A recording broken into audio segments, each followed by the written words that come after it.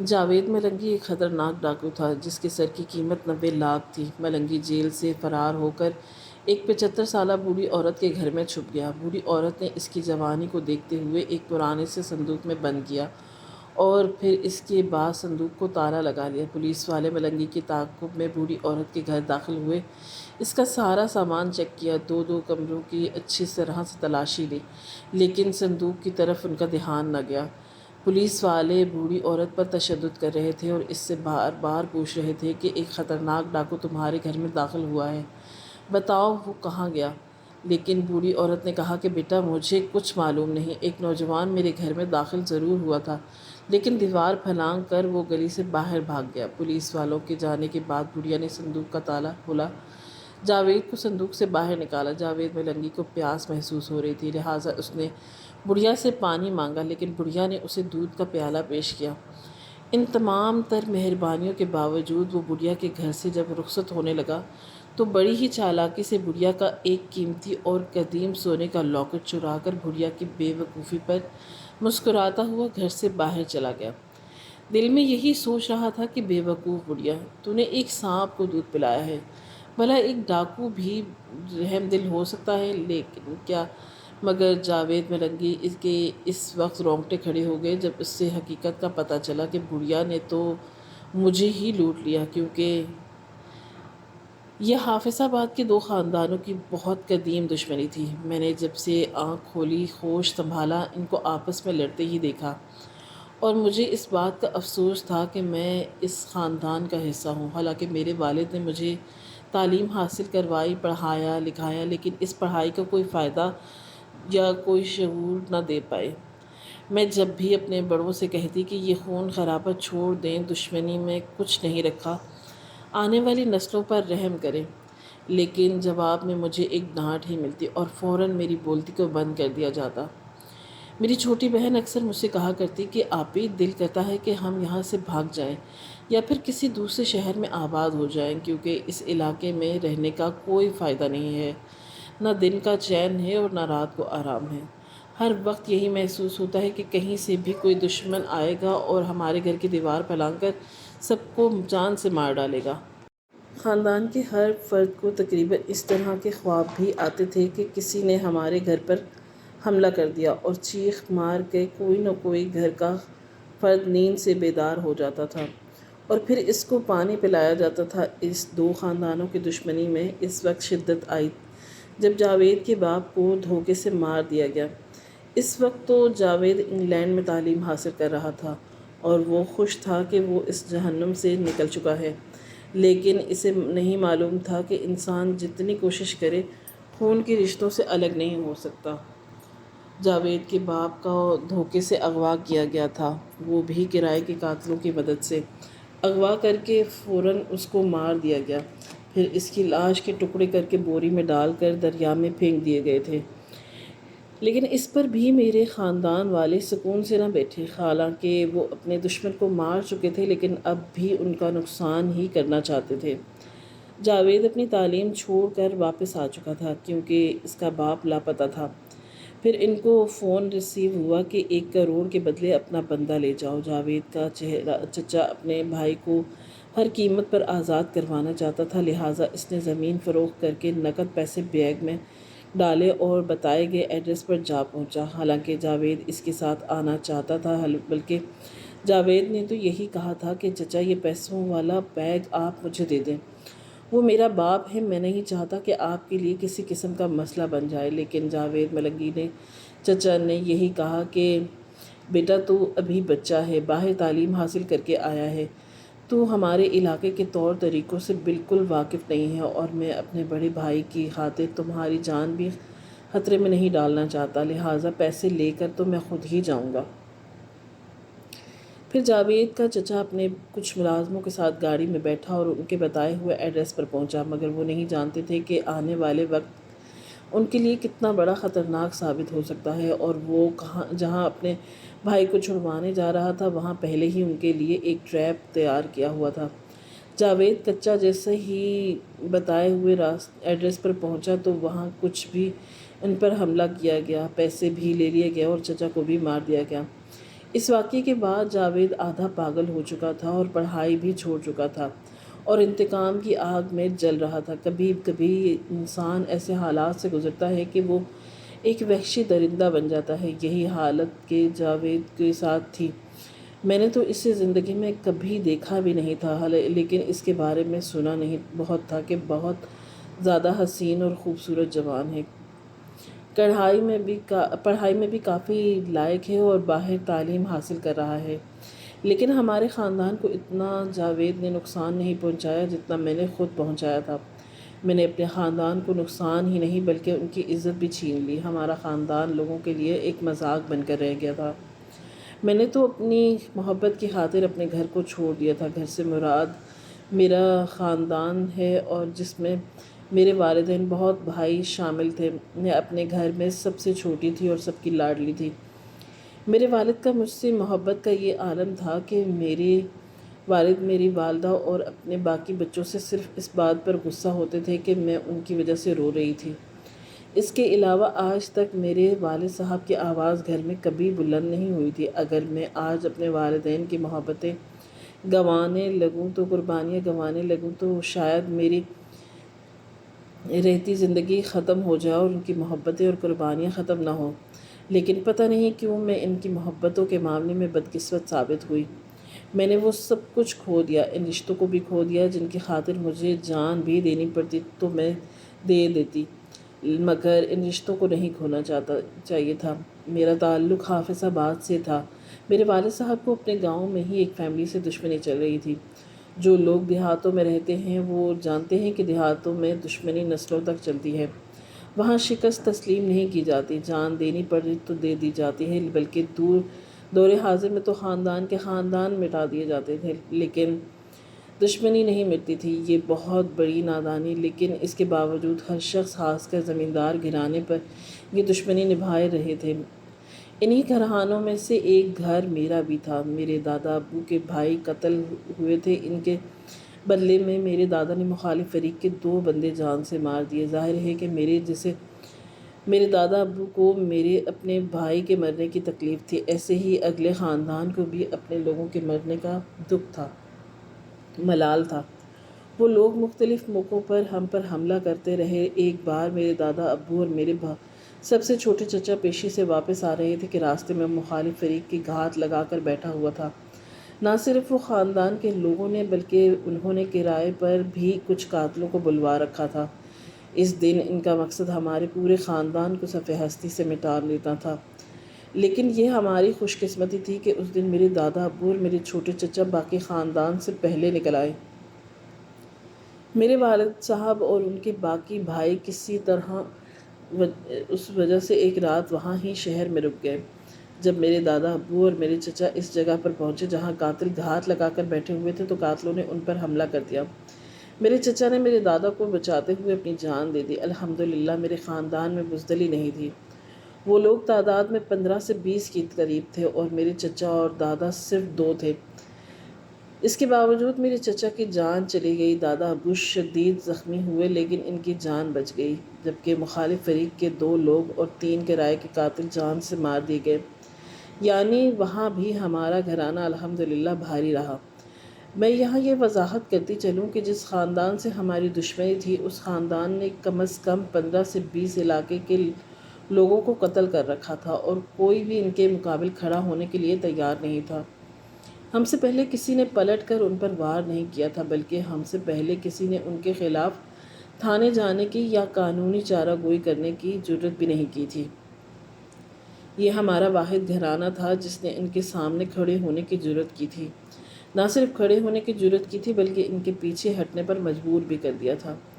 جس دن سے اس کی دشمنی ہم سے لگی تھی اس دن کے بعد انہوں نے لوگوں کی عزتوں کو لوٹنا شروع کر دیا، لوگوں کی زمینوں پر قبضہ کرنا چھوڑ دیتے تھے اور لوگوں کو بے گناہ قتل کرنا بھی چھوڑ دیا تھا۔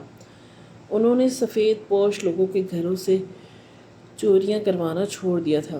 اس دن کے بعد ہم تو محتاط تو ہوئے ہی تھے لیکن وہ بھی چوکنے ہو گئے تھے، گو کہ قاتلانہ حملے میں میرے چچا قتل ہوئے تھے اور دادا شدید زخمی ہوئے تھے، جبکہ مخالف فریق کے 2 ذاتی بندے گئے تھے 3 کرائے کے قاتل بھی مارے گئے تھے، لیکن اس کے باوجود چونکہ حملہ انہوں نے کیا تھا، اس لیے علاقے میں یہ بات ہو رہی تھی کہ مخالف فریق نے دیدہ دلیری سے کام لیتے ہوئے اپنی جان کی پرواہ نہ کرتے ہوئے قتل کا بدلہ لے لیا۔ برادری کی یہ باتیں میرے والد صاحب اور چچاؤں کے دلوں پر چبھ رہی تھی۔ ان کا جوان بھائی مارا گیا تھا اور ان کا والد شدید زخمی تھا، اس سے پہلے کہ ان کا چچا بھی مارا جا چکا ہوتا، لہٰذا اب کی بار ایک بار پھر بدلہ لینے کی باری ہماری تھی، جبکہ اطلاعات کے مطابق دوسری طرف وہ لوگ بھی زخمی شیر کی مانند دوبارہ حملہ کرنے کے لیے تیار تھے، کیونکہ وہ تو قتل کا بدلہ لینے آئے تھے، ہماری نسلیں مٹانے آئے تھے۔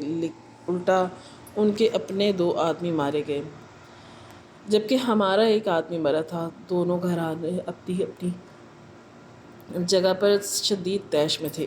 یہ یقین کریں کہ میں نے اپنی آنکھوں سے دیکھا تھا کہ جب میرے والد یا چچا میرے دادا ابو کو بستر مرگ پر پڑا ہوا دیکھتے تھے تو دھاڑے مار مار کر روتے تھے۔ ان کی شدید ترین خواہش تھی کہ وہ جا کر ان لوگوں کی نسلیں مٹا دیں جنہوں نے ان کے والد پر حملہ کیا ہے اور ان کے بھائی کی جان لی، لیکن اس وقت معاملات جوش سے نہیں ہوش سے ہونے تھے، اس لیے سب لوگ اس بات کے منتظر تھے کہ میرے دادا ابو یا تو صحت یاب ہو جائیں یا پھر اللہ تعالیٰ کے پاس چلے جائیں تو ان کے بعد اگلا لائے عمل بنایا جائے۔ میرے دادا ابو کو مکمل طور پر صحت یاب ہونے میں تقریباً 1.5 سے 2 سال لگ گئے۔ اس دوران میرے باقی چچاؤں کی شادیاں ہوئیں۔ شادیوں کے بعد کچھ عرصے کے لیے ہمارے طرف سے بدلے کا ارادہ ملتوی، اس کے باوجود ہم لوگ اپنے دشمنوں سے محتاط رہے۔ ہم لوگوں نے اپنے کاروبار پر توجہ دی، اپنے خاندان کو آگے بڑھانے اور دشمنوں سے محفوظ رہنے کی طریقہ کار بنائے۔ اسی دوران میرے بہن بھائیوں کی شادی ہوئی، میری باقی چچاؤں کے گھر بھی بچوں کے جنم ہوئے۔ مختصر لفظوں میں آپ کو کہہ سکتے ہیں کہ دل میں چبھن ہوتے ہوئے بھی ہم لوگ لہو کی گھونٹ پیتے رہے اور اپنے دشمنوں سے قتل کا بدلہ نہ لیا۔ 1-2 بار ان لوگوں نے ہم پر حملہ کرنے کی کوشش کی تو میرے والد صاحب نے پلٹ کر ان پر وار کرنا چاہا، مگر میرے دادا ابو نے روک دیا اور کہا کہ ابھی وقت مناسب نہیں ہے۔ اب تک تم سب لوگوں کے بچے ہیں، تم ان بچوں پر توجہ دینی چاہیے اور اپنے دشمنوں سے صرف محتاط رہنا چاہیے۔ اب تمہیں کم از کم 15 سے 20 سال انتظار کرنا چاہیے تاکہ تمہارے بچے اپنے پاؤں پر کھڑے ہو جائیں۔ عین ممکن ہے کہ اللہ تعالیٰ کرے اسی دوران دشمنی کی آگ ٹھنڈی ہو جائے۔ میرے گھر کی یہ خوبی تھی کہ گھر کے بڑے کی بات کو ٹالا نہیں جاتا تھا۔ اگر کوئی بڑا آپ کو ایک ٹانگ پر کھڑا ہونے کا کہہ بھی دیتا تو آپ کو کھڑا ہونا پڑتا تھا۔ اس میں بڑے کا احترام بھی شامل تھا، لیکن احترام سے بڑھ کر بڑوں کی محبت تھی۔ اس لیے میرے والد صاحب نے میرے دادا کی بات کو نہ ٹالا اور خاموش ہو گئے۔ انہوں نے ہم پر توجہ دینا شروع کر دی اور ہم لوگ جوان ہونے لگے۔ کیونکہ ہم دونوں فریق گاؤں میں رہتے تھے تو گاؤں کے امین دونوں گھروں میں کام کرنے کے لیے آتے جاتے تھے۔ دونوں گھروں کے بچے دشمنوں سے اچھی طرح آگاہ تھے، مگر افسوس کہ میرے خاندان کے ماتھے پر میری وجہ سے کلنک لگ گیا تھا۔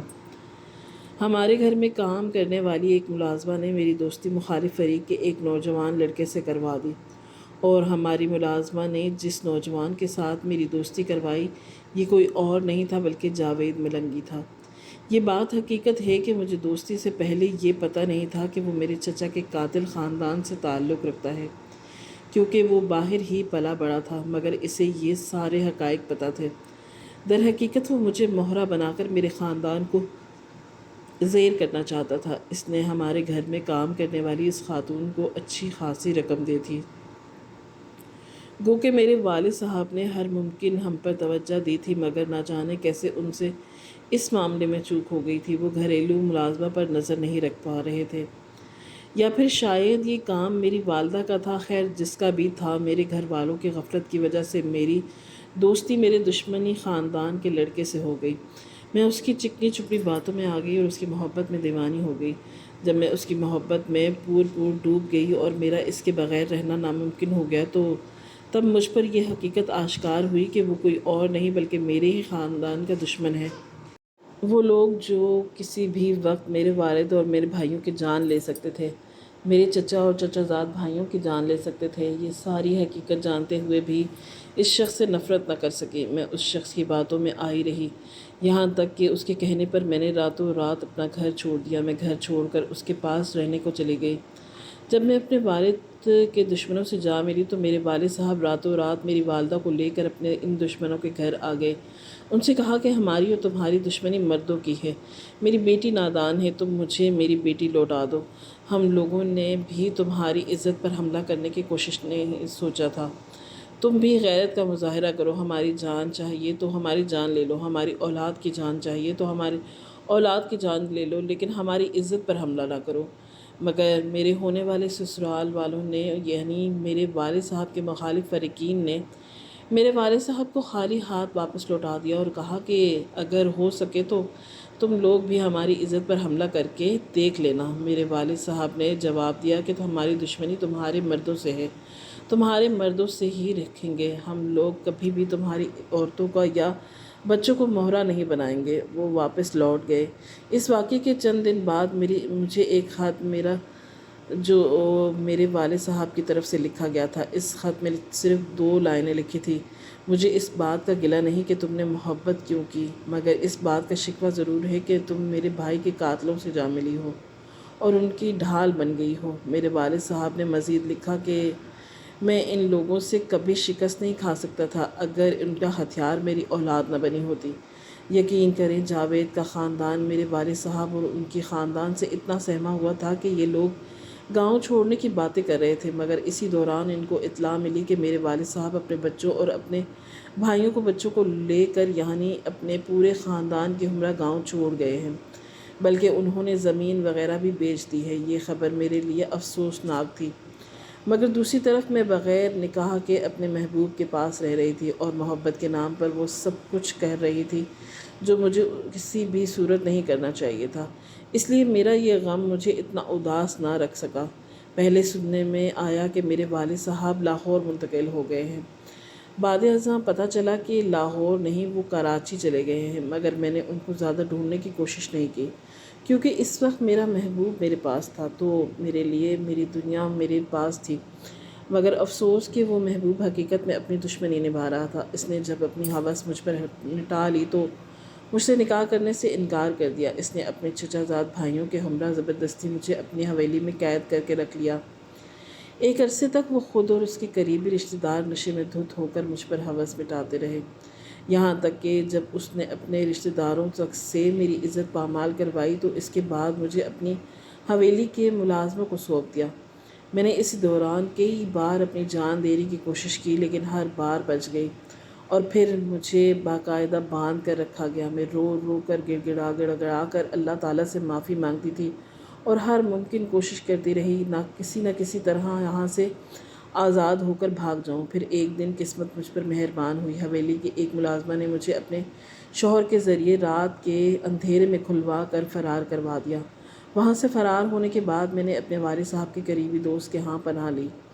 انہوں نے وقتی طور پر مجھے اپنے پناہ میں دے دی، لیکن ہمیشہ کے لیے مجھے اپنے پاس رکھنے سے یہ کہتے ہوئے معذرت کر لی کہ جو عورت اپنے والدین کو دھوکہ دے سکتی ہے، جو اپنے چچا باپ بھائیوں کے قاتلوں کے پاس جا کر ان کے بستر کی زینت بن سکتی ہے، وہ عورت کسی بھی وقت ہمیں قتل کروا سکتی ہے، اس لیے ہم تم پر بھروسہ نہیں کر سکتے۔ میں نے ان سے اپنے والد کے متعلق پوچھا تو انہوں نے قسم اٹھا کر کہا کہ ہم جس دن کے بعد سے تمہارے والد صاحب گاؤں چھوڑ کر گئے ہیں، میرے لاکھ ڈھونڈنے پر بھی میرا ان سے کوئی رابطہ نہیں ہو پایا۔ میں نے یہ سنا تھا کہ یہاں سے وہ لاہور گئے ہیں، اس کے بعد مجھے نہیں پتا کہ وہ کہاں چلے گئے۔ میں نے اپنے والد کو ڈھونڈنے لاہور بھی آئی، لاہور ان کے جو دوست تھے ان سے بھی ملی، مگر کہیں سے مجھے میرے والد کے متعلق پتہ نہ چل سکا، اور حیرت انگیز طور پر میرے والد کے ہر دوست کو میرے اس عمل کا پتہ تھا۔ ہر کوئی میرے والد صاحب کی وجہ سے میری بات سن لیتا، میری کچھ نہ کچھ مدد کر دیتا، مگر کوئی بھی مجھے مستقل اپنے پاس رکھنے کے لیے راضی نہیں تھا، مجھ پر بھروسہ کرنے کے لیے راضی نہیں تھا، یہاں تک کہ اپنے والد صاحب کے ایک دوست کی منت سماجت کر کے میں ایک فلاحی ادارے میں ٹھہر گئی۔ آج بھی اسے میں رہ رہی ہوں۔ میں آپ لوگوں کو صرف یہ نصیحت کرنا چاہتی ہوں کہ محبت ایک قدرتی عمل ہو ہی جاتی ہے، لیکن نامحرم کی محبت کی خاطر خون کے رشتوں کو دھوکہ دینے سب سے بڑی بے وقوفی ہے۔ میں نے جن لوگوں کی خاطر اپنے والدین، اپنے بہن بھائیوں کو دھوکہ دیا، یقین کریں ان لوگوں نے مجھے اتنی اذیت دی کہ مجھے زندگی سے نفرت ہو گئی، اور میرے سے ایک عمل کی وجہ سے لوگوں کو مجھ سے نفرت ہو گئی۔ جس شخص کی وجہ سے میری یہ حالت ہوئی وہ میرا خاندان مجھ سے دور ہو گیا، وہ بھی چین سے نہ رہ پایا، کیونکہ کسی عورت کو تباہ کرنے والا شخص عزت کے ساتھ نہیں رہ سکتا۔ جاوید پڑھائی چھوڑ چکا تھا اور پھر کہیں روپوش ہو چکا تھا۔ میرے بابا کے کچھ وفادار دوست تھے جو اس کے پیچھے رہ رہے تھے، اس کو جان سے مارنا چاہتے تھے، لہٰذا جاوید نے ایک ڈاکوؤں کا گروہ جوائن کر لیا اور بعد میں اپنی چالاکی اور صلاحیتوں کی بدولت اسی گروہ کا سردار بن گیا۔ پولیس اس کی تلاش میں تھی اور اس کے سر کی قیمت 90 لاکھ روپے تھی، مگر وہ آسانی سے کسی کے ہاتھ میں آنے والا نہیں تھا۔ تیاری ہونے کے باوجود بڑے بڑے لوگوں کے ساتھ تعلقات بنا رکھے تھے اور جاوید پر ہاتھ ڈالنا اتنا آسان نہیں تھا۔ ایک بار وہ بھیس بدل کر اپنے خاندان والوں سے ملنے آیا تھا، اس کی مخبری کی گئی اور یوں اس گاؤں کو چاروں طرف سے پولیس نے گھیر لیا۔ جاوید کے لیے فرار کا راستہ ناممکن ہو چکا تھا، لہٰذا اس نے خود ہی اپنے آپ کو قانون کے حوالے کر دیا، مگر گرفتاری کے وقت بھی اس کے چہرے پر کسی قسم کا پچھتاوا نہیں تھا اور ایسے محسوس ہو رہا تھا کہ جیسے وہ اپنے گھر ہی جا رہا ہو۔ تقریباً 1 مہینے قید رہا، پھر اس کے بعد ایک پولیس والے کو بھاری رشوت دے کر جیل سے فرار ہو گیا۔ پولیس کے ایک ملازم کی وجہ سے پورے ڈپارٹمنٹ کی کافی بدنامی ہوئی اور پھر جاوید کا پیچھا کیا گیا۔ اسے یقین تھا کہ اس بار اگر میں پکڑا گیا تو شاید کبھی بھی رہا نہ ہو پاؤں، لہٰذا جلدی سے ایک گھر میں گھس گیا۔ اسے نہیں معلوم تھا کہ یہ ایک بوڑھی عورت کا گھر ہے، جس میں وہ اکیلی بیچاری 75 سالہ ایک بوڑھی عورت تھی، جس کا جوان بیٹا کچھ سال پہلے ایک حادثے کا شکار ہوا تھا اور وہ فوت ہو گیا تھا اور اپنا آدھا توازن کھو چکی تھی۔ جس آدمی کو بھی دیکھتی تھی تو اسے اپنا بیٹا سمجھتی۔ بوڑھی عورت نے جاوید سے پوچھا کہ بیٹا کیا ہوا ہے، کیوں پریشان ہو، جس پر اس نے بتایا کہ پولیس میرا پیچھا کر رہی ہے، بس کچھ دیر تک مجھے آپ کے گھر میں پناہ رہی ہے۔ بڑھیا جاوید کو پیار کرنے لگی اور کہا کہ اس صندوق میں گھس جا، کیونکہ پولیس اگر میرے گھر میں داخل ہو بھی گئی تو تمہیں پکڑ لے گی۔ جاوید نے اپنے آپ کو ایک صندوق میں بند کیا اور بڑھیا نے اس صندوق کو تالا لگا لیا۔ پولیس میڈیا کے گھر میں داخل ہوئی اور اس نے پوچھا کہ کچھ دیر پہلے ایک نوجوان گھر میں داخل ہوا تھا، مگر بڑھیا نے جاوید کو بچانے کے لیے پولیس والوں سے جھوٹ بولا کہ آپ لوگوں کے آنے سے پہلے ایک نوجوان میرے صحن میں ضرور آیا تھا، لیکن پھر دوسری طرف سے گھر کی دیوار پھلانگ کر وہ گلی میں بھاگ گیا۔ اس کے علاوہ میں کچھ نہیں جانتی۔ بڑھیا پر کافی سختی کی لیکن اس نے کچھ نہ بتایا۔ اس کے تمام کمروں کی تلاشی لی گئی، سامان کو ادھر ادھر پھینک دیا گیا، لیکن جاوید کی خوش قسمتی تھی کہ پرانے صندوق کی طرف ان کا دھیان نہ گیا اور وہ واپس چلے گئے۔ ان کے جانے کے بعد بڑھیا نے صندوق کا تالا کھولا اور جاوید کو صندوق سے باہر نکالا۔ اس نے دیکھا کہ جاوید ہانپ رہا ہے۔ جاوید نے ایک پانی مانگا تو بڑھیا نے اس سے دودھ کا پیالہ پیش کیا۔ جاوید اپنے آپ سے یہی کہنے لگا کہ بڑھیا کا دماغی توازن ہی خراب ہے، ورنہ وہ کسی ڈاکو یا چور سے اتنا پیار نہ کرتی، لہٰذا اس نے بڑھیا کی سادگی کا فائدہ اٹھایا۔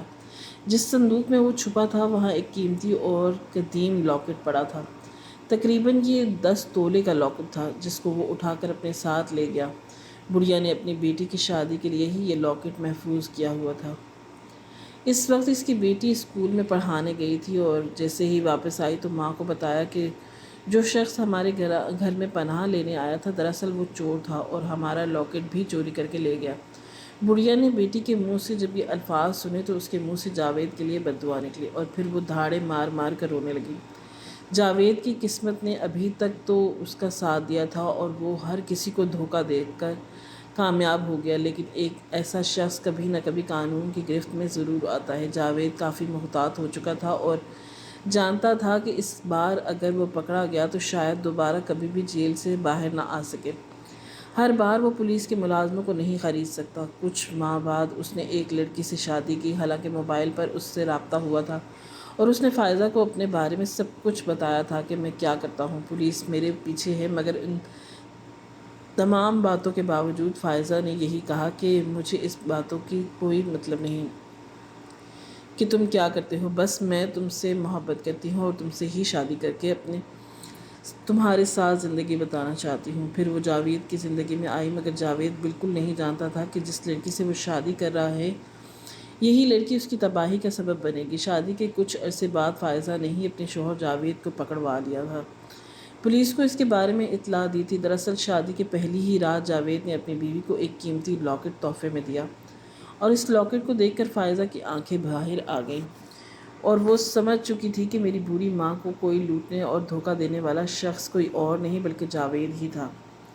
لہٰذا اب اس نے جاوید کو پکڑوانے کا منصوبہ بنایا، پولیس کو جاوید کا ٹھکانہ بتایا، اور یوں جاوید ملنگی دوسری بار پولیس کی گرفت میں آ گیا۔ پچھلے 10 سال سے وہ قید میں ہے، جبکہ میں در بدر کی ٹھوکریں کھا رہی ہوں۔ جاوید نے مجھے تو اپنوں سے دور کیا، مگر اب وہ خود بھی سکون میں ہرگز نہیں سنا ہے کہ وہ جیل میں ہی کافی بیمار ہو چکا ہے، پراسرار بیماری میں مبتلا ہے اور کافی اذیت میں ہے۔ میں کبھی کبھی سوچتی ہوں کہ اگر ہمارے خاندان والے اپنی دشمنی کو تول نہ دیتے، آپس میں صلح کر لیتے، تو آج ہمارا حال ایسا نہ ہوتا۔ جاوید نے پوری دنیا کے سامنے میرا تماشا بنا دیا، خوش تھا کہ دشمن کی بیٹی کو رسوا کیا۔